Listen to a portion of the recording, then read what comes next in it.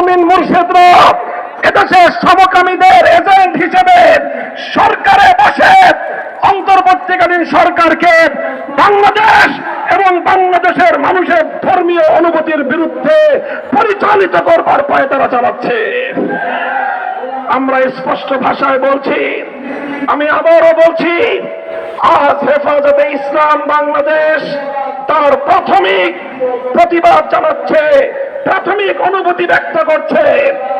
যদি আপনারা আপনাদের এই আত্মঘাতী সিদ্ধান্ত যদি প্রত্যাহার না করেন, এদেশের সকল রাজনৈতিক দল এবং সকল স্টেক হোল্ডার, সমাজের প্রতিনিধিত্বশীল প্রতিটি শ্রেণীর সাথে পর্যায়ক্রমে আলোচনা করে সকল এজেন্ডাগুলো জাতির সামনে উপস্থাপন করে নীতি নির্ধারণী সিদ্ধান্ত গ্রহণ করতে হবে।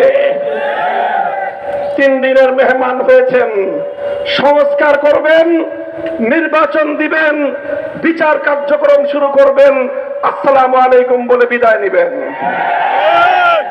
আপনাদেরকে এদেশের বছরের পর বছরের জন্য এইভাবে নীতি নির্ধারণী, জাতির ভাগ্য নির্ধারণী সিদ্ধান্ত গ্রহণ করবার অধিকার কে দিয়েছে? আপনারা আপনাদের ঘোষণা অনুযায়ী আছেন আর 6 মাস, 3 বছরের চুক্তি করেন। এদেশের আমাদের মানুষের কাঁধের উপর, জনগণের কাঁধের উপর কোন জগদ্দল পাথর চাপিয়ে দিয়ে যেতে চান?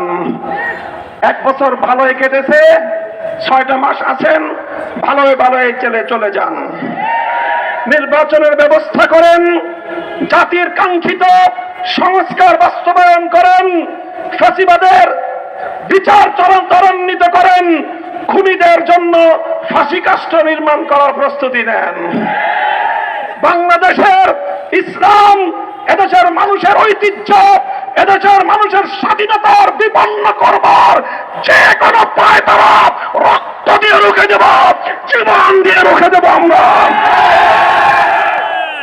সংগ্রামী সাথী ও বন্ধুগণ, কাজেই আমরা আমাদের বক্তব্য আবার পরিষ্কার স্পষ্ট ভাষায় বলে দিচ্ছি। গতকালকের আমাদের অন্তর্বর্তীকালীন সরকারের নীতিগত সিদ্ধান্ত, জাতিসংঘের মানবাধিকার কমিশন সংক্রান্ত সেই সিদ্ধান্তকে হেফাজতে ইসলাম প্রত্যাখ্যান করছে। হেফাজতে ইসলাম এই সিদ্ধান্ত মানে না, এই সিদ্ধান্ত কার্যকর হতে দেবে না। জাতিসংঘের ইসলাম বিরোধী, মানবতা বিরোধী পশ্চিমা সমাজ দর্শনের মানবাধিকার বাংলাদেশের মানুষ বিশ্বাস করে না। এদেশের মানুষ ধর্মপ্রাণ মানুষ, ধর্মপ্রিয় মানুষ, ইসলাম প্রদত্ত, সৃষ্টিকর্তা আল্লাহ প্রদত্ত মানবাধিকারের মৌলিক কনসেপ্টকে নিয়েই দেশ এবং জাতির আগামী ভবিষ্যৎ গড়ে তুলতে চায়।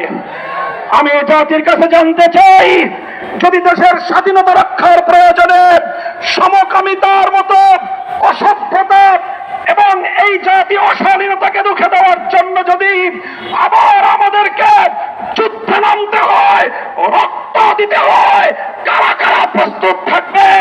কারা প্রস্তুত থাকবে?